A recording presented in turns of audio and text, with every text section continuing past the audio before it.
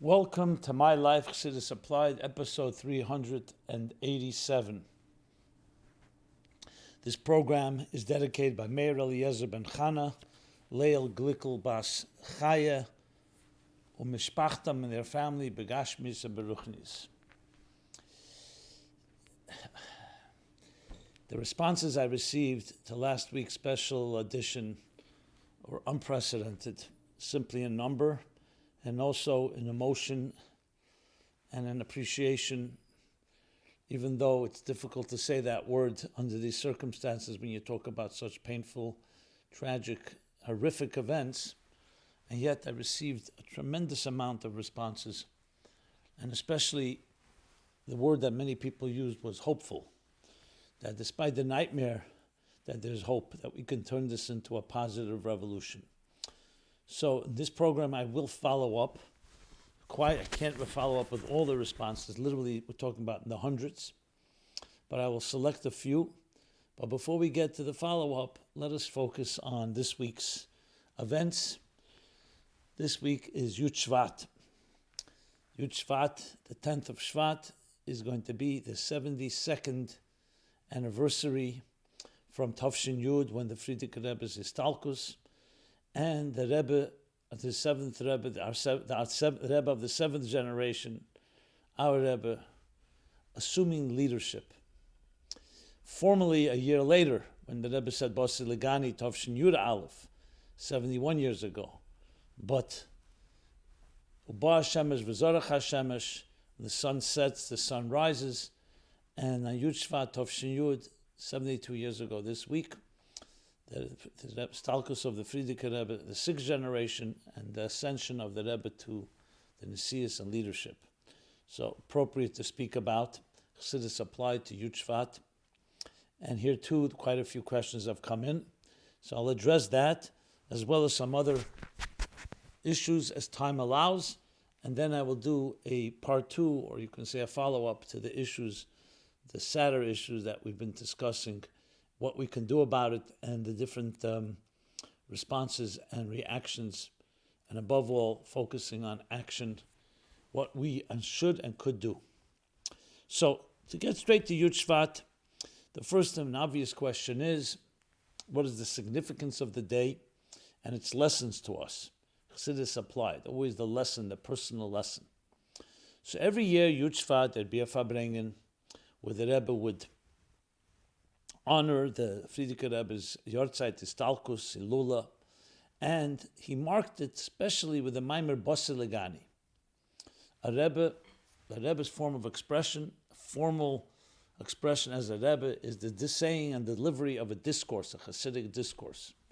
Frierdiker Rebbe's last discourse, which he didn't deliver, because at that point the Frierdiker Rebbe wasn't speaking and Farbrengen, but rather it was a published kuntrus that came out for that, Shabbos Pasha Boy Yud Shevat, which would sadly become the day of the Yartzeit Istalkus. It was a Shabbos, was the maamer Basil L'Gani. It was the first of 4 sections, which encompasses totally 20 chapters, made up of 4 discourses, that would then subsequently be published in the weeks afterwards. But the beginning of it is Basil L'Gani Achesi Kala. That was the maamer that was studied that Shabbos, Pasha Boy, Tafshin Yud, 72 years ago. We're now in Tafshin Pei Beis. So the year later, the year afterwards, when the Rebbe suddenly, in the middle of the Yud Shevat Farbrengen, for the first Teilul, first Yartzeit, the Rebbe began Basil Lagani, which was customary, because the Frierdiker Rebbe also began his first discourse, was the last discourse of his father, the Rebbe Rashab, Beis Nissen, Reishis Goyim Amolik. And the same with the Rebbe Marash, Kesser Yitnu L'cha, was the last maamer from the Rebbe Marash and the first of the Rebbe Rashab. So the Rebbe began Basil Lagani and summing up the maamer, but no one knew what would happen the next year. Next year was Yud Shevat Tafshin Yud Beis. So Tafshin Yud Beis, the Rebbe began saying that last year we began the maamer Basil Lagani, since there are 20 chapters. So this year we're going to review chapter 2. So Tafshin Yud Beis, the Rebbe reviewed and summarized and added and analyzed and explained in his maamer Perek Beis of Basil Lagani. And so it went. Tavshin Yud Gimel, Perek Gimel, Tavshin Yud Dalet, Perek Dalet. So each year took one chapter. In 1953 was chapter 3, 1954 was chapter, 1952 I said was chapter 2, 1953 was chapter 3, 1954 chapter 4, and so it went. Now nobody knew what's going to happen when it gets to 1970, of course was chapter 20, Tavshin Lamed. What about Tavshin Lamed Aleph? So the Rebbe began a second cycle. Began again from chapter 1 and went through till chapter 18. The last maamer we have of Basi L'Gani is a Tovshim Amches maamer from the year 1988. So he went a second cycle, but till chapter 18. So the custom has remained, of course, that every year Yud Shevat, in that cycle, we continue. So now this year corresponds to chapter 12. As it was in Tavshin Chav Beis, which was 1962, and in Tavshin Mem Beis, which was in 1982. So we have from the Rebbe, in addition to the chapter, which is part of the whole Hemshech of Basil Lagani, we have the Rebbe's maamer on it, which his custom was always to cite from all the Rabbeim, from the Baal Shem Tov and on, and some years also the Arizal, and later years also from his father, the Rebbe's father. So in addition to a profound analysis of the chapter, it was also including and encompassing all the Rabbeim. So you can imagine that this stands out as a tremendous way of honoring Yud Shevat, because the maamer Basi L'Gani, being that Hashgacha Pratis, and this is the Rebbe's words, divine providence, that this was the last maamer published in honor of Yud Shevat. So clearly within it, it carries the entire mission of our generation, as the Rebbe put it.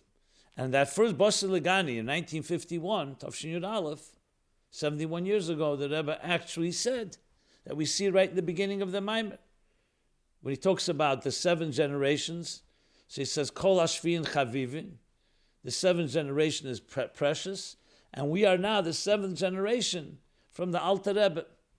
And our avodah is the essence of the theme of the maamer Basi L'Gani, that want to bring the Shechina down below and make Nadira B'Tachtenim, as the beginning of the maamer begins. Basi L'Gani Achesi Kala. Doesn't say Lagani. It doesn't say Lagani Enkasiv Al Gnuni. Doesn't say Lagan to the garden, but Gani, my garden. What is the emphasis? Gnuni, my bridal chamber, the place where I connect like a bride and a groom in a marriage with my people. And what is that referring to? That the beginning of creation, Gan Eden, was essentially the place Ika Shechina B'Tachtenim Maisa. The Shekhinah was here down below on this earth. And when Adam and Chava ate from the tree of knowledge, the Shekhinah was nostalgic, it got concealed, removed, so to speak, to the 7th heaven. And then from there to the 6th heaven due to the next generation of transgressions. And so it went for 7 generations, upward, concealed more and more. And then Avram Avinu began to reverse the process. And he brought the Shekhinah back from 7 to 6. I said the 7th, I didn't mean the 7th, I meant to the first Rikiah, to the first heaven, then to the 2nd, to the 3rd, all the way to the 7th. And Avram reversed the process from the 7th to the 6th, and the 6th to the 5th, each generation, Yitzchak, Yaakov, Levi, Kohos, all the way to Moshe Rabbeinu, the 7th generation, where he returned the Shekhinah back to the way it was in the beginning of creation, through Matan Torah and the Mishkan, V'osel L'migdash V'shachanti B'seichem. And this lays out the central theme of Hemshech Basi L'Gani, the 20 chapters that I mentioned, where he develops this idea. The purpose is to transform this world and make it a dira b'tachtenim, a home for the divine in this physical world. And just as Moshe Rabbeinu was the 7th generation from Avram Avinu, from Abraham, to do it then, and then it wasn't permanent. Then still came another few thousand years that we're still in Golus. So now we are the 7th generation from the Alter Rebbe. And our job is to finish the process and finally bring the Gula Amitis Vashlema with the 3rd temple, the permanent Beis HaMikdash, Mikdash Ein Nekein Yedech. So, and each chapter of this Hemshech talks about another aspect of this theme, but the Rebbe turned it into the central theme and central, you can say, mission of our generation, of our time. So this maamer stands out and shines forth as a cornerstone of the entire leadership of the Rebbe. Being that we are doing Chassidus applied, so Chassidus applied above all is what is the central mission of our time. So of course it's clearly appropriate after this introduction to discuss what is the theme in general of the Hemshech, and specifically chapter 12. So the first question is, what is the primary chiddush, contribution or innovation in this year's chapter 12 of Basil Lagani? And what does the Rebbe add in his maamorim of 5722, Tafshin Chav Beis, and 5742, Tafshin Mem Beis, 1962 and 1982 respectively? So let's talk about that, because as I said, each year has its particular theme. The central theme is clearly the idea of how we transform this world into a home for the divine. And as he explains in the first chapters, that we do that just as we emulate what was done in the Mishkan. That we take asay shittim eimdim. Shittim is what? He explains from the word shtus, the lu'umazeh, insanity or absurdity of the negative sort, things that are below, that are sub-rational or irrational, and we transform them into a super-rational shtus de Kedusha. Taking the shtus of the animal soul and its temptations. When you think about it, it doesn't have rational basis. It's just a temptation. It's a desire that seduces us. And instead of just subduing it, we transform it into a passionate commitment that is super rational in holiness. And he goes through the details of that throughout the first chapters. When he concludes the first 10 chapters, then he says, so now, how do we get to this point? What strength do we get in order to achieve this objective? And he goes through the details of transforming the falsity, the deception of this world, the sheker of this world, to kroshim. Keresh is the beams, the pillars that held up the Mishkan, which is also part of what we learned from the Mishkan, v'shachanti b'seicham. So especially in the 7th generation, we're emulating what was done in the 7th generation of Moshe Rabbeinu. So then he says, so where do we have the strength to fight this battle? Because it's a battle. It's not a neutral situation. This world is a hostile world. It's a world that initially is full of this duplicity and deception. And shtus de l'umazeh. All kinds of things that are irrational behavior based on selfishness and narcissism and all that comes with that. So where do we have the strength? So he says the Jewish people are called Sivas Hashem, the Army of Hashem, and like an army, they are given power by their commander-in-chief.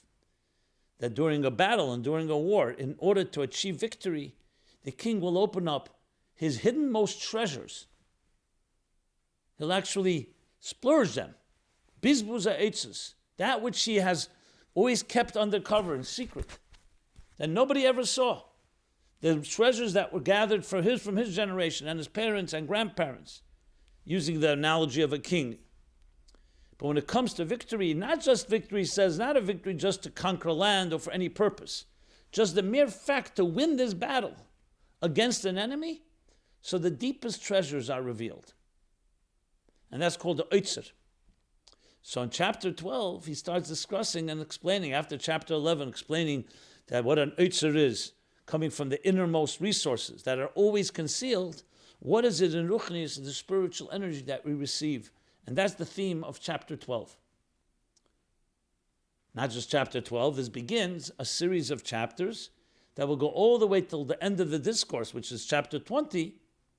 But the next chapters, 12, 13, 14, and then especially comes back to it in chapter 17, what is this oitzer? What is the secret treasure that we receive? So he begins by bringing a Tikunei Zeyar about Ein Sof, that the infinite divine light, which is the tool, the instrument, the channel through which God created existence, is Ein Sof, is L'mayla Mayla Aden Ketz, U'Lamata Mata Aden Tachlis. It goes up, up, without limit, and down, down, without end. And explains what is the difference, what are the two different dimensions here. And as the Rebbe explains in his maamer, which I'm going to sum up briefly, is that why is he bringing both these sides? Because the Eitzer, he's going to come back in chapter 17 to explain that this treasure that we're talking about is Lamai Lamada Aden Ketz. Something that is so deeply concealed, it's fundamentally concealed. Not just concealed relative to a revelation. You can have something that's concealed that you don't access right now. Like he gives the example there of a teacher. So the teacher is teaching an idea. The student right now accesses what he accesses, but there's a lot more to be accessed. And like the Gemara says, by 40 years, he can reach at Untitled Rebbe. So that is, even though it's concealed right now, but it's not fundamentally concealed. Then there's a Helam Be'etzem, that fundamentally, L'mayla Aden Ketz, that's the Eitzer that he reveals. But in order to understand L'mayla Aden Ketz, he begins with L'mata Mata Aden Tachlis. And what does he briefly say in chapter 12, the Frierdiker Rebbe?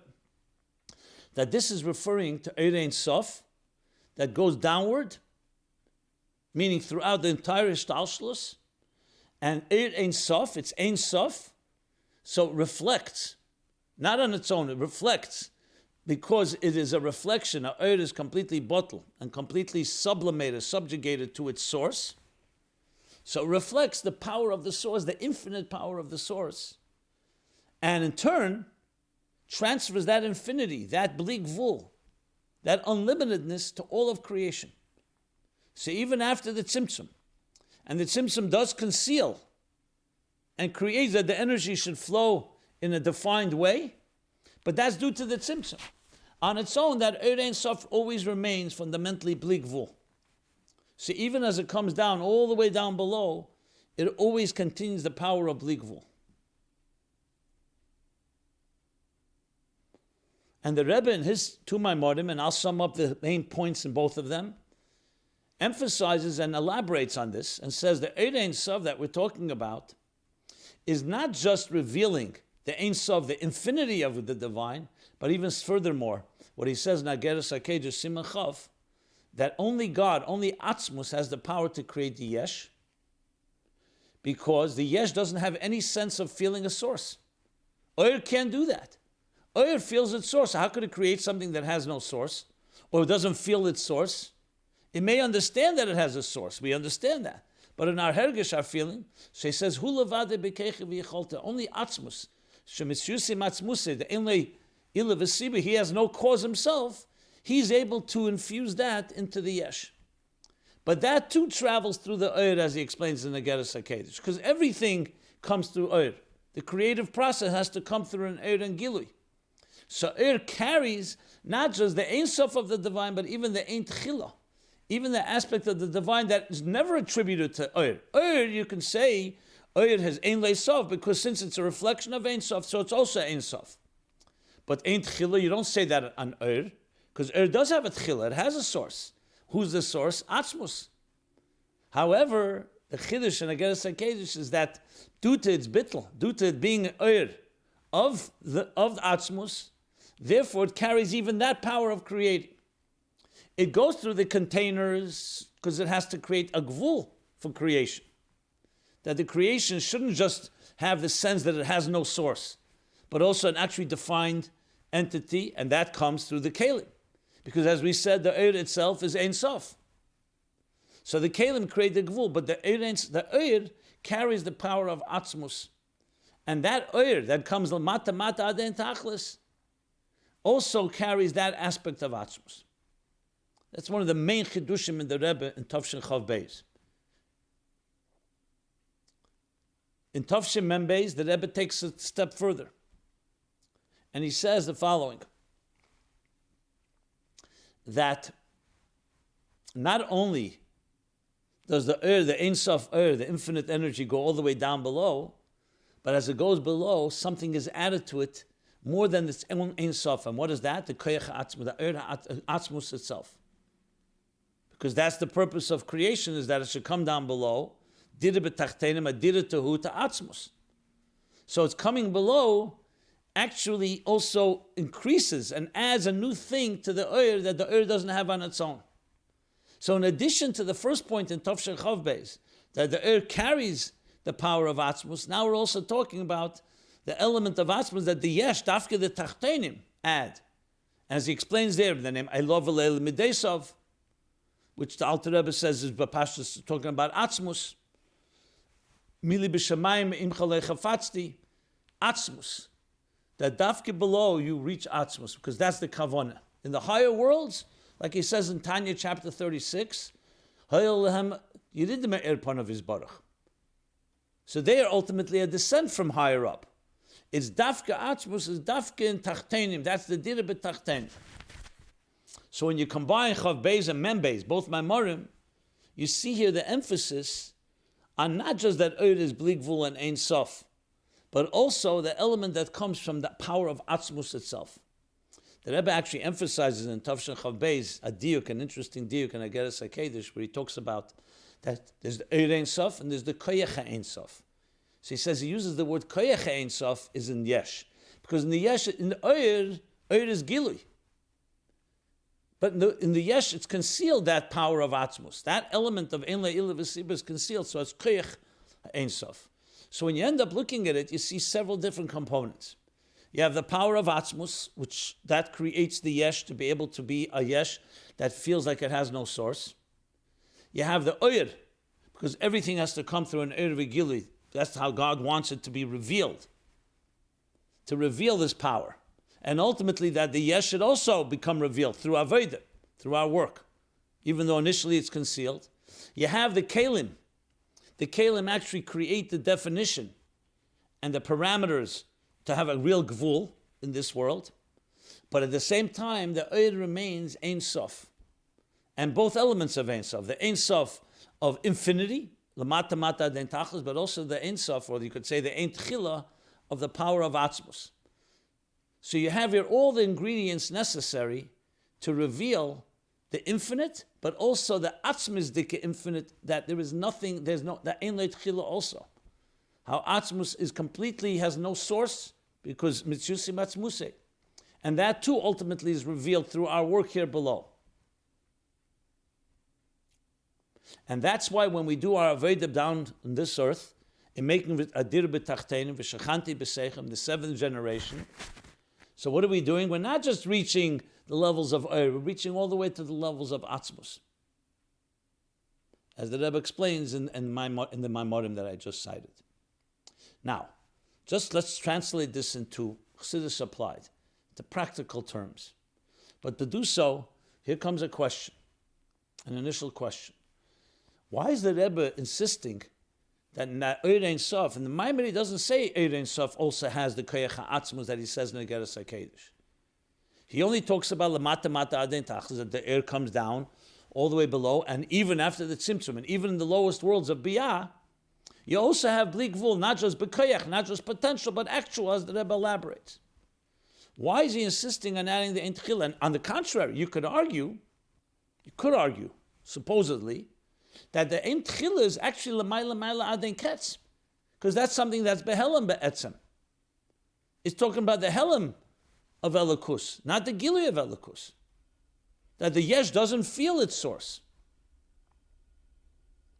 And that should come later when he talks about the Oitzer, which he associates with L'mayla Aden Ketz. This, of course, comes together with another question which I'll address at the end of this program, and that is the question that someone asked, why then the Frierdiker Rebbe, for chapter Yud Beis, Yud Gimel, and Yud Al, 3 chapters, focuses all on Lamata Mata Aden Tachlis, about the Eir HaBli Gvul, as it comes down, all the way downward into existence. When the focus is Eitzer, is the treasure, is L'mayla Aden Ketz, like he says later in chapter 17. I mean, chapter 15, he returns to L'mayla Aden Ketz, and chapter 17, he says that's the Eitzer, the deepest concealments that are fundamentally concealed. So why is there so much elaboration? So briefly, as I said, I'll speak about it later more at length. Briefly, you have to say that Lamata Mada Aden Tachlis, as the Rebbe says in the maamorim, and not only in chapter, not only in Tavshin Chav Beis, but in Tavshin Chav Gimel and Tavshin Chav Daled, all those years, as he explained those maamorim, he emphasizes that in order to appreciate and understand L'mayla Mada Aden Ketz, we have to first understand Lamata Mata Aden Tachlis. In one maamer, I believe in Tafshil Chavav, the Rebbe says an expression of Tafshil Chav Zayin. He says that first we have to see how the Rebbe, how the king, in this case the Eibishter, splurges on the giluyim of lamata mata adein tachlis. He used the word bizbuz. And then we could understand how he also splurges the concealed dimensions, that he reveals them only in the situation when you have to fight a battle and have an enemy. So from that it appears that even though explicitly it says Oitzer al Lamayla Ma'ala Aden Ketz, and if you look in the maamer that this is based on, which is also a maamer, a maamer in Parsha Boy, Tofreish Pei, just weeks before the Rebbe Rashab's Istalkus. Well, Boy Shvat, 2 months actually before the Rebbe Rashab's Istalkus. So in Tofreish Pei there's a maamer, and there clearly the Oitzer is referring to Lamayla Ma'ala Aden Ketz. But you have to say that Lamata Ma'aden Tachlis also helps this avodah, because it also reveals and gives us the power of Bligvul. And this answers the initial question why the Rebbe is emphasizing, why the Frierdiker Rebbe is emphasizing Lamata Mata Aden Tachlis, because the revelation of Bligvul, in existence is also necessary for helping us do our avodah. In other words, in order for us to successfully do this type of avodah in this world, we're not just getting strength from a finite place, we're getting strength from an infinite place. Basically, message being that each of us has infinite potential, because Eid Ein Sof is the channel through which God uses, through which he creates all of existence. And therefore that Ein Sof, that infinity, is within each one of us, which gives us this awesome power that no matter what we're facing, we have this Bligvul power. When you know with full confidence what kind of potential you have, you fight a battle very differently. Famous example, in the good old days, they used to go to war. So there was a custom some armies had, that they would sing a song of victory even as they began their first march. They didn't even fight a battle. How do you know you're going to be victorious? Because it's the confidence. And you see it today, I don't say lahavdil in sports or other places, how a coach, how a leader hypes everyone up. Because when you have confidence, like he explains in chapter 26 in Tanya, the opposite, that when a person is depressed, even if you're full of strength, you get weakened and demoralized, you can't fight properly. So psychological warfare is critical here. So when you know what kind of potential you really have, and you know that you can definitely be victorious, it's very different than when you don't know, and then you see the enemy is very powerful. So when we have the shtus de l'umazeh of the nefesh habamis, the animal soul, and we all know, yad inish b'nafsh, every person knows in their heart and soul the challenges that it poses and we face. But you also know that you have tremendous resources, Eid Ein Sof, which yes, L'mayla Ma'ala Aden Ketz we learn about later, that Oitzer. But Lamata Ma'ala Aden Tachlis is also part of Eid Ein Sof. And they both actually originate in the source in the Yechelis HaAtzmus, though both tracks are actually one. And one of them is what? The idea of Gilui Bli Gvul, a Gilui that goes all the way Lamata Mata Aden Tachlis. All the way down to the lowest levels right here in this world. That gives you a whole very different confidence and a different strength and fortitude and power to battle. But the Rebbe takes it even further. In Tafshil Chav Beis Maamer, he says that what? It's not just the Eid Ein Sof is carrying the Bligvul. It's also carrying the Ein Sof, the infinity. It's also carrying the Atzmus of Ein Le'Tchila. It's also carrying that. And because it's Oyer, it means that it's also coming in a Gilui. To the Nivraim, to us, we don't feel it, because we feel the opposite. But the Oyer is carrying it. So when we do our work and come to recognize that our very independence and individuality is coming from the power of Atzmus, which Oyer is carrying to us, that increases even more the power. But that's not L'mayla Ma'ala Aden Ketz yet. Why? Because the Ein Le'Tchila is higher than that. Ein Tchila is Atzmus. it's not just Helam Atzmi. In some maamorim, and Ayin Beis, Chelik Gimel, and other places, talks about Atohu Havaya Levadecha. There's Ata's Atzmus, and he makes it clear that's higher than Helam and Gili. Who is Helam, as we'll learn later, who is Shmoi Bilvad, that who is the Helam Atzmi that we're talking about, L'mayla Malad and Ketz. Shmoi is Havaya. That's already Gili L'mata Mata Den Tachlis. So when you're talking about Ein Tchila, it's not a contradiction, it's also part of what's being nimshach, that's drawn into the Eir Ein Sof, that goes all the way down into existence. And it's carrying that power as well. And in Tavshim Membeis, it comes even more alive. The importance of that is because that's exactly what we accomplish. In addition to us getting that strength from these highest levels, we also actually draw down a level that the Eir itself doesn't have on its own. And that is the chiddush that comes through our avodah down below, where we have the power to draw down atzmus. The Eir is drawing down atzmus because atzmus wants it to extend and express, and it carries, it's the channel that carries, as he explains in the Ageres HaKiddush, Eir me'ena moyer, and therefore it carries that energy. However, through avodah, we actually mamshech atzmus, not just as it's carried through Eir. So Eir provides the gili part of it. And the Nevroim, the Yesh, provides the etzem of it. And then later we're going to learn that the Eitzer, which is L'mayla Mada Aden Ketz, is the key thing that's revealed in order for us to get to that place.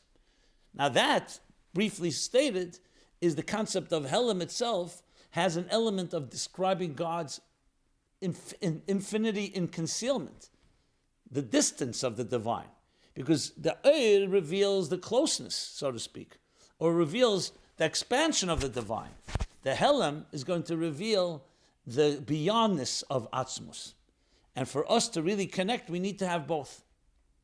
Both the revelation as it comes in a bligvul way, that you see bligvul in everything we do, but also to remember that Atzmus is always beyond us. And that's what the Helam reveals. When the Eitzer, the treasures are revealed, you have also that element of Helam. And therefore you have both sides of the picture.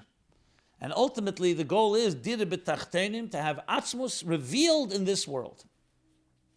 So that's a brief overview and summary, and above all, the message to us, which is that we have everything we need and beyond. That you are a piece of infinity, that you are manifesting Bligvul in this existence, even though you can say, well, 1 second, don't we all have limits? We all have physical limits. We have to eat and sleep and drink. You can only run that fast. You can only see that far. Yes, because the Tzimtzum created a structure. But that doesn't mean that within that structure we don't have infinity. That's the point of chapter 12. The infinite power that each of us carries. And that infinite power is always the power of Atzmos, even the power that's beyond just infinite expression, going in all directions, but also that which is completely beyond expression and beyond expression. Okay. In the Basi L'Gani maamer, is the Frierdiker Rebbe not just hinting but overtly saying Moshiach will come in the 7th generation?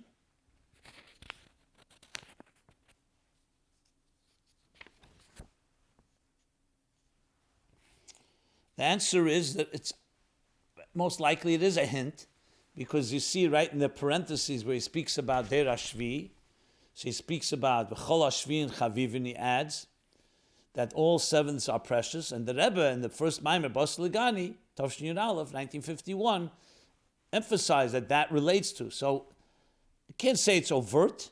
I mean, once you understand from the Rebbe that that's referring to and hinting to the 7th generation, and then you see the theme of the maamer is about what our mission is, then obviously it becomes open. But anything like that is once you see it, it's revealed. But before, you need a Rebbe to have revealed that point to us. That's my brief answer. Hi, Rabbi Jacobson. In the Frierdiker Rebbe's amazing Basi L'Gani maamer, he talks about a concept called shtus the Kedusha. Can you explain this concept and give some practical examples of how we can do this in our daily lives? Thank you. Yeah. Okay, so I mentioned it earlier. Let me just elaborate a bit more. Examples for shtus de Kedusha are when we go beyond the letter of the law, when we go beyond our natural means. When you're, for example, in a regular daily routine, we exert a certain amount of energy in the things we do. Let's take an example, taking care of your family. But let's say there's a crisis, God forbid, a challenge. So then you have to dig deeper and you go more than just the regular. You could say, 1 second, why should I lose sleep at night? Why should I do anything more? I'll just stick to my regular. No, because a challenge brings that out. Like we said before, midas hanetzachim. When there's a battle, when there's there's adversity, there's an adversary, then you dig deeper. And when you love something, you do whatever it takes. Now someone will say, why aren't you just being rational and just go with a plan? No, because now's a time of battle and war. There's a sense of urgency. And shtus de Kedusha, therefore, is the element of going beyond the regular. B'chol moedecha, not just b'chol avavcha, b'chol nafshecha, with all your heart and all your soul and all your faculties, b'chol moedecha, with all your might, with all your all. And you do that when it's necessary. In general, the Frierdiker Rebbe says in another maamer, the Pesach maamorim of Tovshin Tes, a year earlier, that in our generation what is required is netzach. Netzach and hoid he talks about. Midas hanetzachim. Even if we don't fully understand the reasoning and we don't necessarily feel all the emotions, but soldiers, we're soldiers on the front line. There's a battle to be fought. Kol ha'yetzel l'melchemes beis David. The battle against assimilation, the battle against apathy and complacency. So even though you could say I don't fully always appreciate and understand it all, midas hanetzachim means you go beyond seichel and tam v'das. Shtus de Kedusha means a healthy form of supra-rational, a holy form of insanity, holy insanity, but insanity here in the positive way, not just what logic dictates, but beyond logic, which is what we do when we really are challenged. So in a way, that's connected, shtus de Kedusha, to the midas hanetzachim that he speaks about later, that we've been discussing, where you reveal the oitzer. The neshama reveals all its inner resources and is given all the strengths from above, the hidden resources from above, all to elicit this shtus de Kedusha. So the interesting thing is that the irrationality of the adversary, of the animal soul, and look around in the world today, the absurdity, the craziness, the insanity, not the holy insanity, unholy. So it's not enough just to respond in a rational way. You have to go to the other extreme. You respond with craziness, with healthy craziness, so to speak. So that's the idea, madness, holy madness. So in times of regular times, you could say you respond with regular means. But when things are going out of the regular, you have to respond in also out of the regular fashion. And we all are capable of doing it when we're pushed. We see that. We see how people are capable. In simple terms, it means that if you get regular studying Torah every day, or davening and tzedakah, you should increase more than what is comfortable for you. Get out of your comfort zone. When you get out of your comfort zone, you in turn elicit and generate energy that's outside of the shtalshelus comfort zone, the comfort zone of the cosmic order.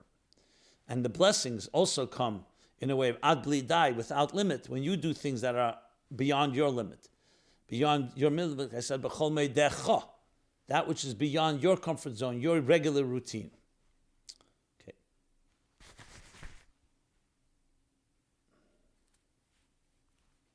Remember in Tavshin Lamed Gimel, Lamed Daled, in 1974, when the Rebbe first spoke about mitzvah tanks. So the Rebbe was speaking about people saying a tank seems like somewhat of a wild thing. You go into the streets of Manhattan or other places and play music, stand on corners and ask people if they're Jewish, put on tefillin or light candles, etc. And the Rebbe said a tank, what does a tank do? A tank comes and breaks down barriers and boundaries and limits. Before you actually enter, a tank comes first and breaks down all the boundaries and all the limitations. And in what's the word? In crazy times, you need crazy measures. He didn't use the word crazy, but it's the same idea. That in wild times, you need wild measures. So when things have these all types of different blockages that people have, sometimes you need to do something to break through. Yet another example. Did the Frierdiker Rebbe ever say or indicate that he did the Frierdiker Rebbe ever indicate who should be his successor? So someone writes, I prefer the Ramash, which was the acronym for the Rebbe's name, to take over the leadership. We don't know of any official document or any official record of Frierdiker Rebbe preferring. I mean, for here and there, rumors of this and that, but I've never seen anything corroborated. But remember, a Rebbe is ultimately the Eibishter chooses. It's not just up to elections. It's clear who becomes a Rebbe. The people, and the people recognize who the Rebbe is. And that's how we have to look at it in that fashion. They say that the Rebbeim, you see, was like alternated. Like the Mittler Rebbe, it was very clear that he would be the Mamal Mokum of the Alter Rebbe. That was stated clearly. The Tzemach Tzedek was not clear, and they had to bring a Remez from Isha Mazras Tchila. Tzemach Tzedek regarding the Rebbe Marash or the Tzavah, the Rebbe Marash should be the next Rebbe. The Rebbe Marash did not leave a direct instruction the Rebbe Rashab should be. That again, the Chassidim recognized it. The Rebbe Rashab, Frierdiker Rebbe, was very clear, the only son. And the Frierdiker Rebbe and the Rebbe, again, it wasn't necessarily stated explicitly. But, as I said, everything's from Shemayim, and that's how it works. Yud Shevat is a sad day because the Frierdiker Rebbe passed away, but it's also a happy day because the Rebbe accepted the Nesius a year later. What was going on in the community during that year until the Rebbe officially accepted the leadership? Were there fringe groups trying to install their own people into the Nesius? Was it widely known that the Rebbe would ultimately accept the Nesius, and everyone just waited patiently until he decided it was the right time to do so? So I was not there, but I did hear from people. It was very clear to the Chassidim that the Rebbe was the one. And not to take away from the Rashag, but the Rebbe is one. There's a Rebbe, and he was recognized. Whether the people had questions, first of all, many people didn't know the Rebbe. Then there were no technology like today, so I'm sure a lot of different things going on all over the world. But it became very obvious and very clear that was the Rebbe, and then it became unanimous that everyone accepted the Rebbe, the Rashag as well, as we see. So that's the bottom line. As far as political elements and stuff like that, it's not a time to discuss right now, especially before Yud Shevat. There'll be a time to discuss it. But the key thing to remember is not to focus on anything that may have been a doubt by anybody, but rather the fact is that the Rebbe was the Rebbe. As I said, was clearly seen by most. And even the few that didn't recognize it yet came to recognize it in time. Okay. What is your favorite maamer, Rabbi Jacobson, of the Frierdiker Rebbe? And can you please give us a brief synopsis? Thank you. Well, it reminds me the Rebbe would say by Fabrengens often, he would speak about the question the Rebbe asked very many times. He said that when you learn the maamorim of Pesach, you learn how Pesach is the greatest holiday, greater than Shavuos and greater than Sukkot. When you learn the maamorim of Shavuos, you hear how that's the greatest, greater than Pesach and Sukkot. You learn the maamorim of Sukkot, you hear how that's the greatest. And the Rebbe explains, mitzvah dahav zoyer beitvei. When it comes to that day or that holiday, that's the shar, the gate through which all other mitzvahs and all other holidays elevate. So that becomes the favorite because that's the hamshach at that time. So it's not a contradiction. It's not some academic exercise. That's the hamshach, and Pesach is Pesach or Shavuos. Since it's Yud Shevat, my favorite maamer is Basil Lagani, obviously. There may be other times you learn something that's a different maamer. That's how I approach it. And Basil Lagani, and I shared already some thoughts on it, and that's what we should be focusing on, especially chapter 12 of Basil Lagani. Okay. Many other questions came in, but I'll reserve that either for follow-up or at another time. A few other questions before we do some follow-up to last week's program. Shevavim. What is Shevavim, and is it our community's custom to participate and do something? So yes, there's a concept called Shevavim Tat, sometimes, which is actually an acronym. Shevavim is an acronym for Shmois, Va'era, Boy, Beshalach, Yisrei, Mishpatim. That's Shevavim. And in the leap year, or in a regular year, you add Tat, which is Truma and Tetzava.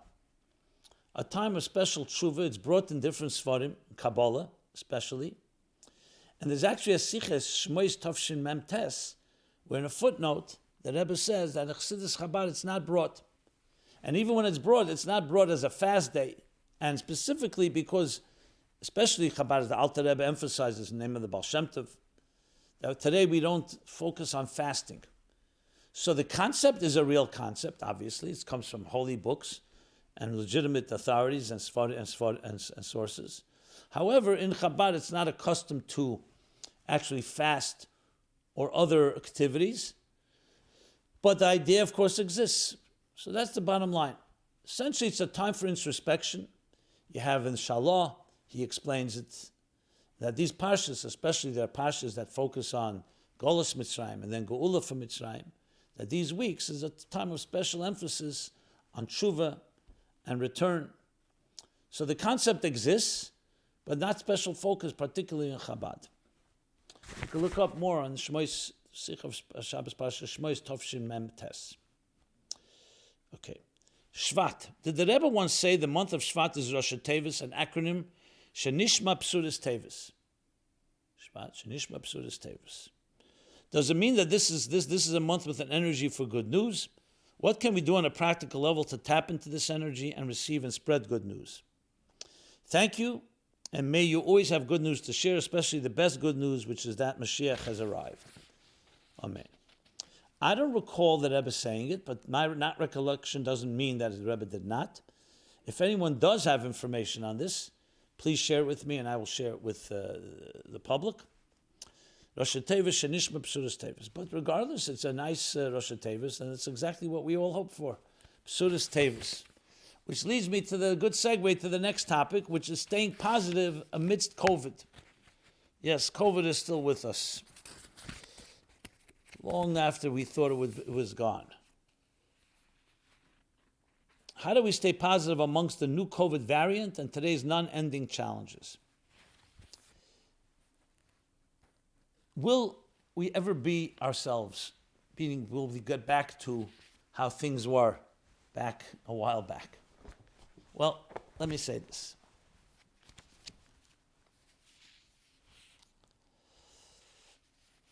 Another question before I continue. Hi, Rabbi Jacobson. I hope you are well. I have many questions, but I'll start with a few. I'm feeling really helpless as the mandates toughen on COVID-19 and vaccination. So many things here look too similar to the beginning of I don't want to repeat this word, Holocaust, like the vaccine cards, segregation, taking away people's freedoms. As a mother of a young family, this frightens me very much, and I worry for my family and all people. Is there any truth to the pattern I'm seeing, and how do we prepare, fight, handle if that's what's coming? About the end of day prophecies.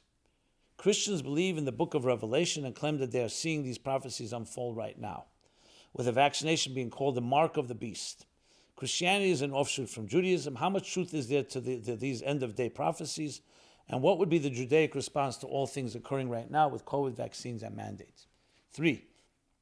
Why was the book of Chanech not included in the Tanakh, and is there any value for us in learning it? 4. Recently, there was an 8-hour testimony from various experts for rabbis regarding the dangers of getting vaccinated for COVID. Have you listened to the testimony?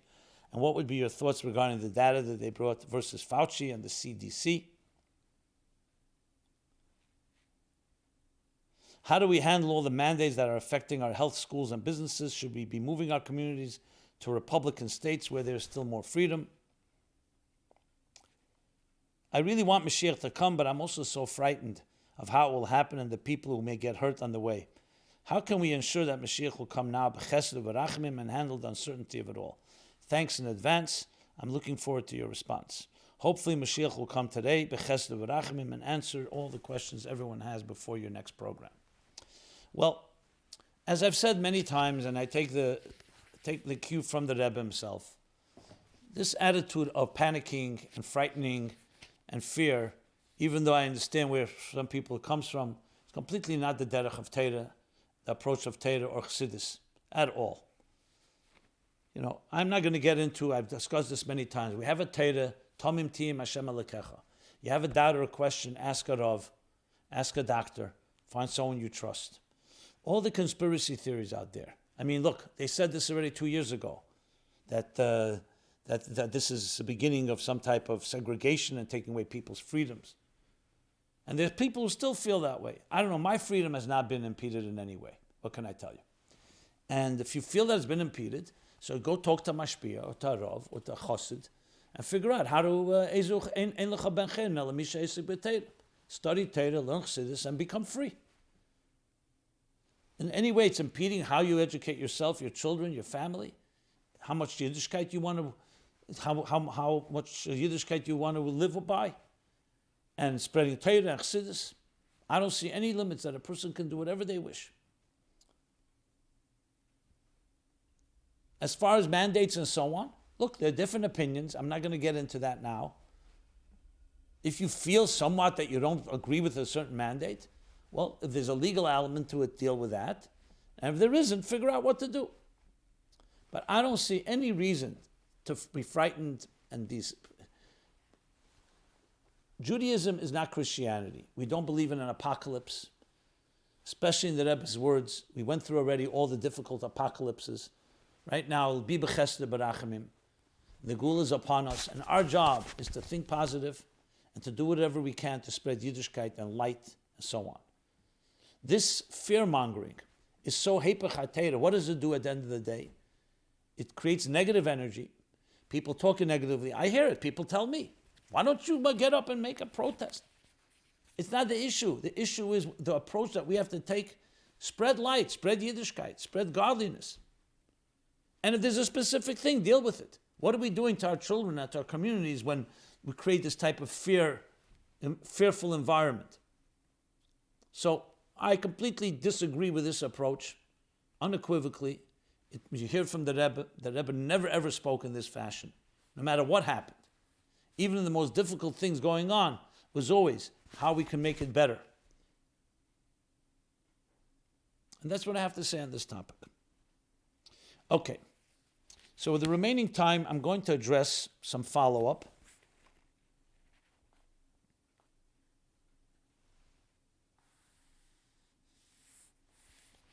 And let's see how far I can get with the time that we have.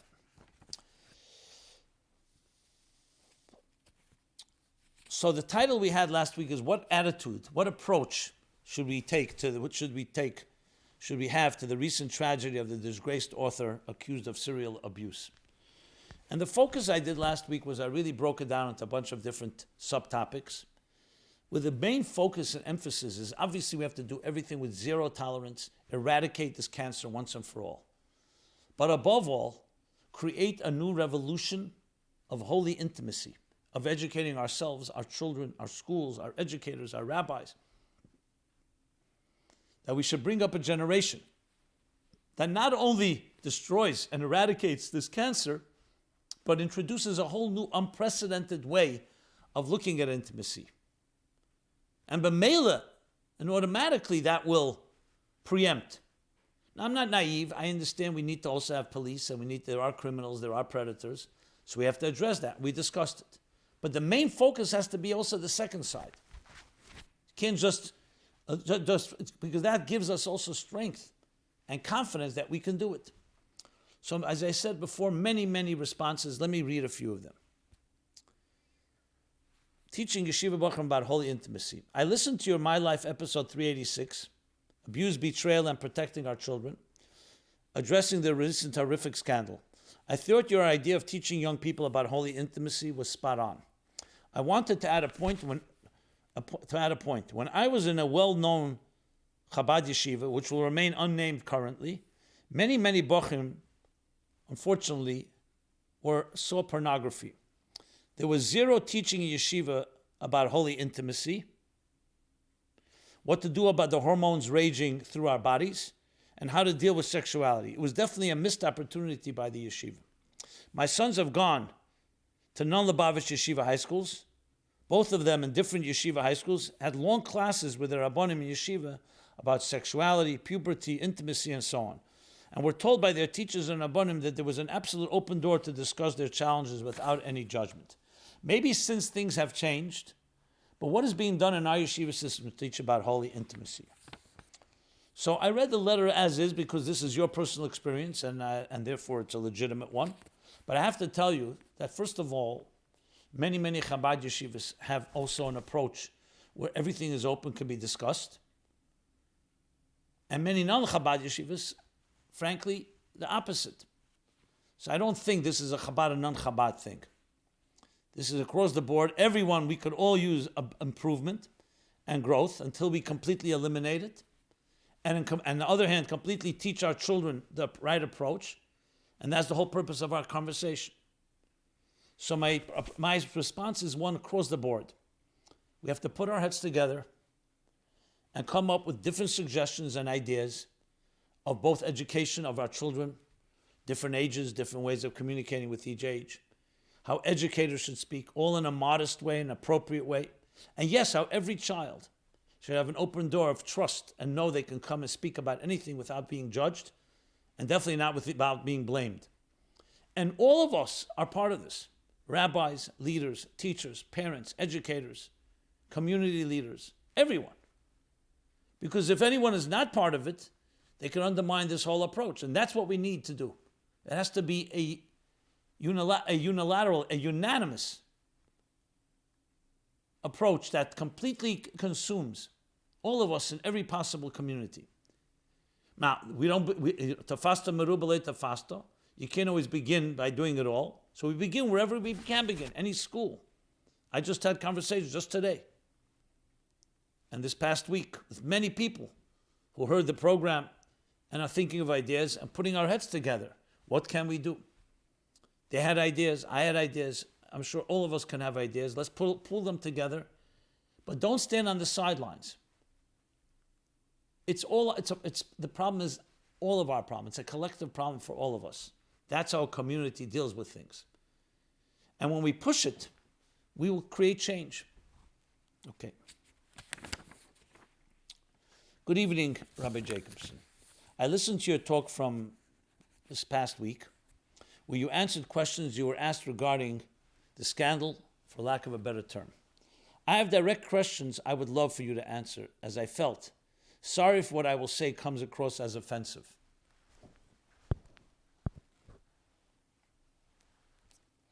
That is in no way my intent. As I felt that you avoided answering pivotal questions directly, particularly the questions I and others want direct, upfront answers to. Okay, let's see what you have to say. Should people stop shaming, speaking, posting, speaking about this individual? Whilst you said shaming is not a Torah approach, you then qualified that if you know someone has been accused of something, you don't let them roam free. I felt the latter part is irrelevant and detracts from the issue which needs addressing. Should the public speak about him? You mentioned the halacha of a reidif, someone who's in a direct effort, someone who's a danger, as part of the above answer, but he is dead, and therefore no one needs saving from him. He doesn't pose a risk. And if the risk is what others may do in the future, then what should be the topic and learnings? And speaking about this individual should be prohibited. So what is the halacha and therefore your guidance on the issue? Well, let me respond to this first of all. I think I addressed it very directly, to be very honest. I mean, every nuance, you can't cover every detail. But the point that I made was very clearly, to just shame someone for no particular purpose because we like to gossip is obviously not a Torah approach. But at the same time, if a person is a direct danger, you don't say, I'm going to yell and talk about it because it may shame him. First, you have to stop the danger. You have to get people at risk out of the way. It wasn't particularly right now. Regarding right now, the focus should be not about shaming him. It's about exposing others and not allowing the precedent of so-called adulating him or idolizing him or deifying him, whatever the word is, to open up a door of cover-up. So obviously he himself, he took his life, and now he's going to deal with Hashem. We don't have to go around now shaming him as an individual. But we have to shame his behavior and make sure that nobody else who's lurking out there continues perpetrating such evil crimes. And this is not even passing judgment whether he's guilty or not. As I said, that is right now up to God. But the assumption that somebody could hurt people and there are real accusers has to be taken seriously as well. So I'm not sure what the issue is here. Based on this, yes, I do not believe that we should now just going around shaming. As far as his books go, we spoke about that as well. Another question this person writes, connected to the above but slightly different. If this individual is guilty or not, and how does that impact how we treat his memory? Is he guilty or not, and how does that impact how we treat his memory? You mentioned it is alleged. So if it is not confirmed through the Torah approach, psak din from a full bezdin, then should we stop talking as if he's guilty? Yes, this may offend survivors, but emotions of survivors or the general public doesn't necessarily trump halacha. If in fact halacha says you can't speak about him in terms of guilty. So again, I don't think we have to personalize. Forget about his guilt. There are people who accuse him of this. If you really want to go find out, go talk to those people. Talk to the bezdin that they're dealing with, and so on. Even then, it's not our job to pass judgment. But he's being accused. But we're talking about the crime is a guilty one, who, regardless who did it. I think we have to distinguish, and that's what I spoke about at length, distinguishing between the person and the crime. The crime, for sure, we all agree is abhorrent. Whether he actually did it or not, that has to be determined. And now it's going to be determined in Bezdin in heaven. Bezdin Shamayla. But since Hashgacha Prodis, this has now come to the surface, the crime for sure is a guilty one. And since, unfortunately, he may have done it, and there are others that have, and there are others even right now that may be possibly hurting someone, God forbid, of course we have to have a tremendous outcry about it to prevent and to produce a far better approach that preempts, as I discussed earlier. So I think this dwelling on an individual is distracting from the focus here. Even a criminal, even the victims of a criminal, even though they may want revenge and are angry and they would like to shame him, but the goal is not about shaming him. The goal is to protect them, help them heal. And if someone comes to me, as much as I will definitely acknowledge and validate their anger.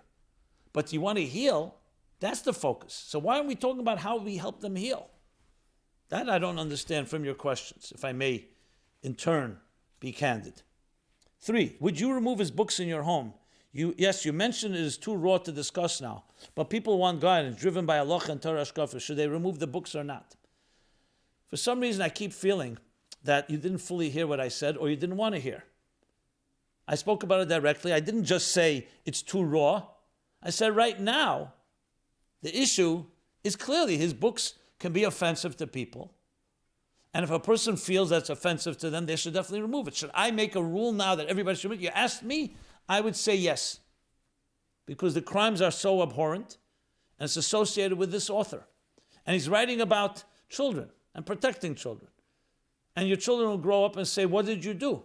You gave me these books, and then I find out this. I think that could be far more damaging. So that was my answer. I didn't just say it's true. I said, conceptually, comes a time where it doesn't offend anyone, doesn't hurt anyone. That's another story, so then it could be looked at. But I also made it clear his books are not Teresh B'Ksav and Teresh B'Alpeh. It's not like a must. If it didn't exist, it would also have been fine. He may have helped some people, but right now the books have become toxic in that sense. So I'm not sure why you didn't hear all of that.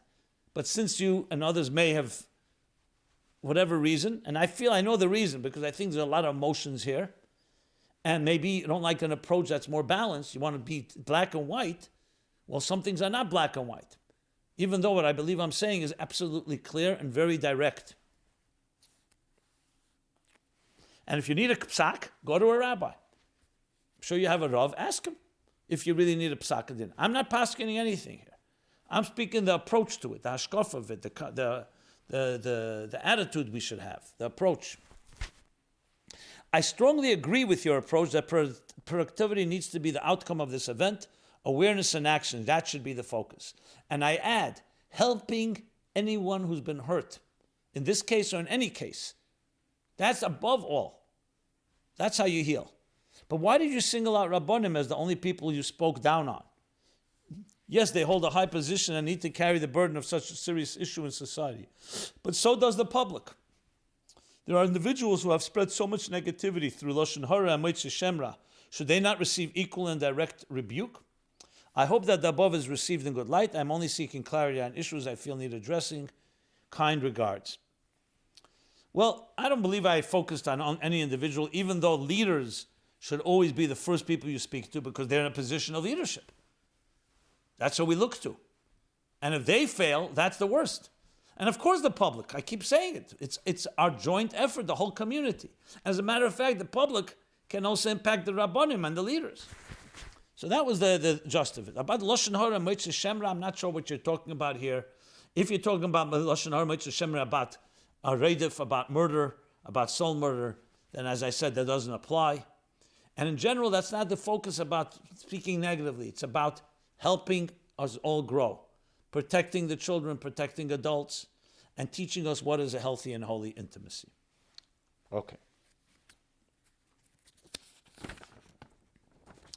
Dear Rabbi Jacobson, I just watched your video addressing the parsha of the writer in Israel, etc. I watched it in a few installments because of its length, and I want to say thank you.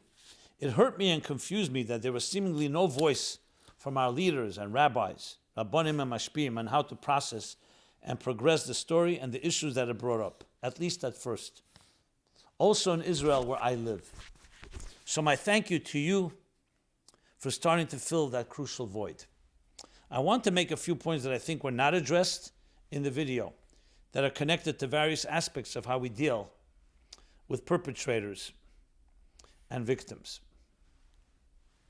There's an individual, he's a psychologist in a city here in Israel, who runs an organization to treat abused people and ultimately to fight child abuse, specifically in Haredi communities. He spoke recently about his experience with this specific case. He said that they started treating victims from this case 6 years ago. On being asked why it was not revealed until now, he responded that the writer paid them large amounts of money, hundreds of thousands of shkolim or more paid in monthly payments. He also wrote in the past about the various systems in place in communities to specifically help perpetrators and community kavod, honor. My point is that there can be cases, I hope seldom, but I'm not convinced that that is true, where the victim does not want to come forward and also warn the public, not because of an inner struggle that they are facing, such as embarrassment, lack of trust, guilt. There can also even be cases where they did come forward and were accepted, and it was addressed as a big deal. However, because of the kalim and manipulations of the perpetrator and or the community on them, kalim, probably pressure, and their family, that they were not able to act against and prevent the perpetrator. For example, there are cases where the perpetrator and or the community pays large amounts of money, threatens, for example, destroys intentionally parts of the family's life, shidduchim, jobs, etc., and many other means that I am not aware of. With such cases, the action to protect future potential victims, in addition to being there for the already victim, also includes changing or fighting a corrupt system, even if some of the system are convinced that protecting their name or the community's name is the most important thing, even l'shem shamayim. In other words, the people who may wish to keep things quiet may do everything in their power to do so, and sometimes that can be a lot of power at their hands. After writing the above, I can think that maybe you did address salutations in a general sense, for example, education on the topic and the harm it should not be something taken lightly in a community or by leaders. Also, you gave a general direction. It seems to me that such a change and shift in communities will take great effort, and Be'ezus Hashem will speedily be successful. Blessings that all of this should be behind us in the Gula Mitis Vashlema Teku from Miyad Mamish. Okay. Another person writes, hi, I watched your shir on the saga. I just have one problem. Today, when the police become involved, all they're looking for is to kill. They're not looking for the truth, unfortunately. So today, even if you did something wrong and want to admit and do tshuva for it, you can't without being killed for the rest of your life. First of all, even a murderer in today's world, how can you get the police involved? In other words, deal with it internally. Get the guy the help he needs. Address it, but without the irreligious and non-Jews whose sole point is to kill regardless of truth. And even if true, the second is the public's good.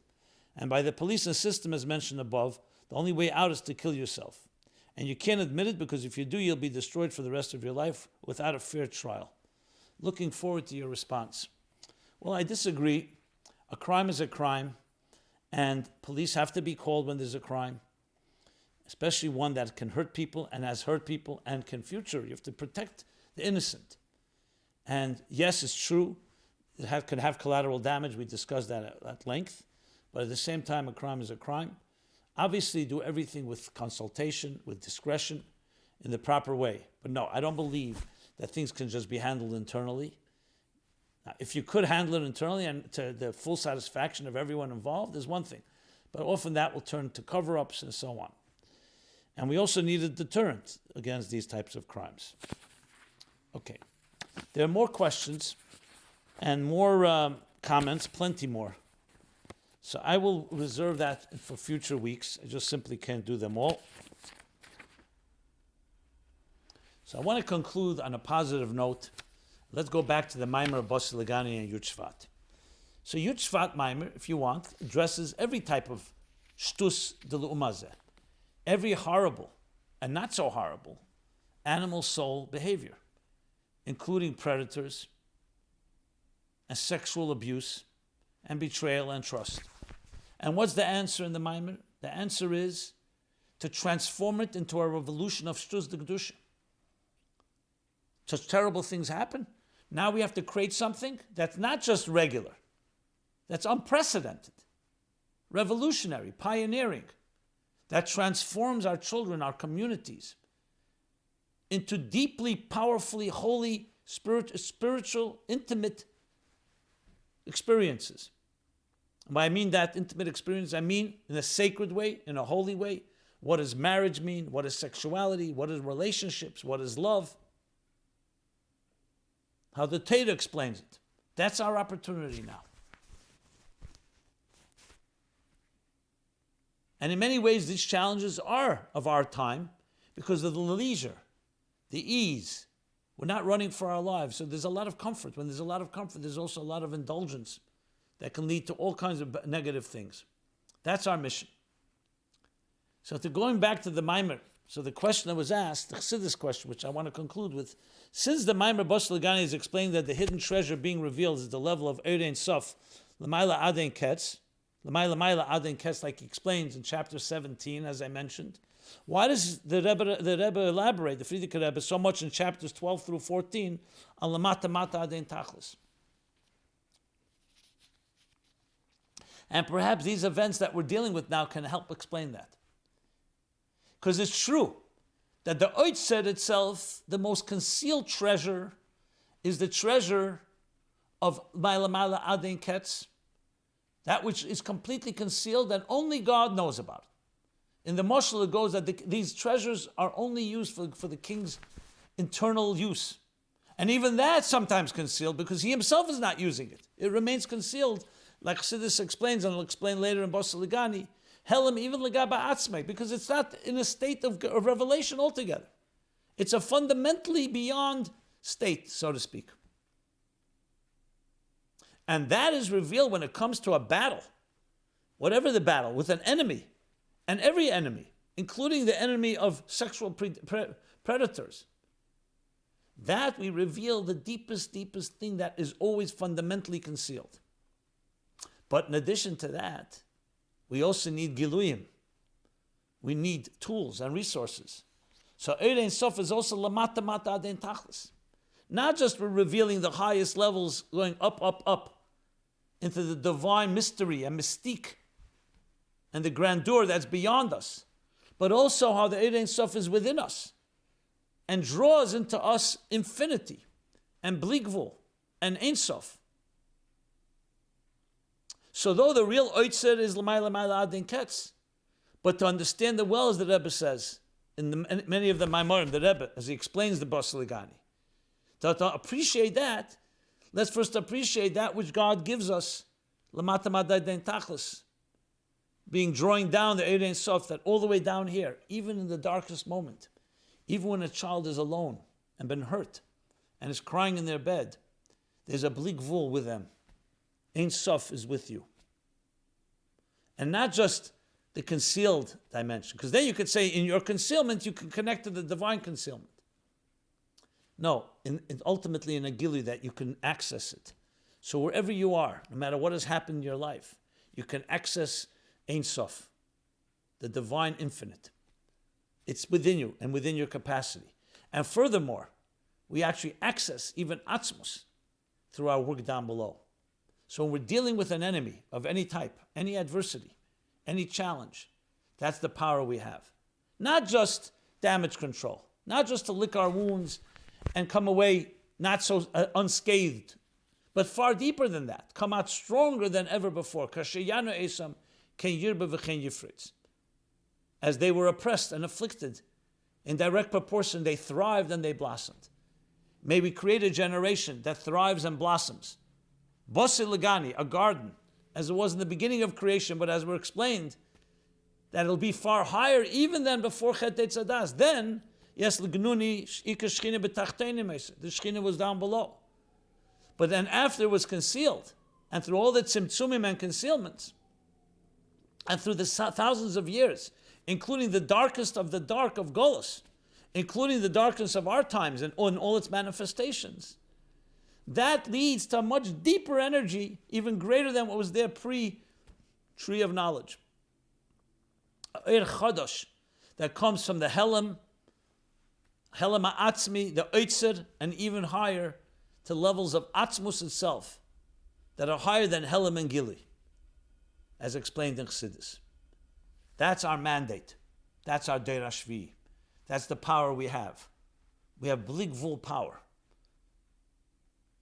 Not due to our own efforts alone, but due to all the strength given to us from all the generations, all the treasures. To appreciate it, to access it, to teach it to our children, to our friends, to our communities.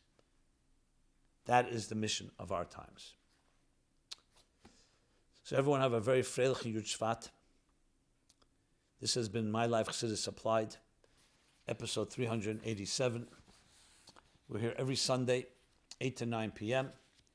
ChassidusApplied.com. We have all the archives. You could post and submit any question you like, completely anonymously, as well as other many resources of Chassidus, applying it to our personal lives. Everyone be blessed, and may we be zeiche to the Basil Lagani Achesi Kala with the Geula Amitis Vashleim. This program is brought to you by My Life, Chassidus Applied.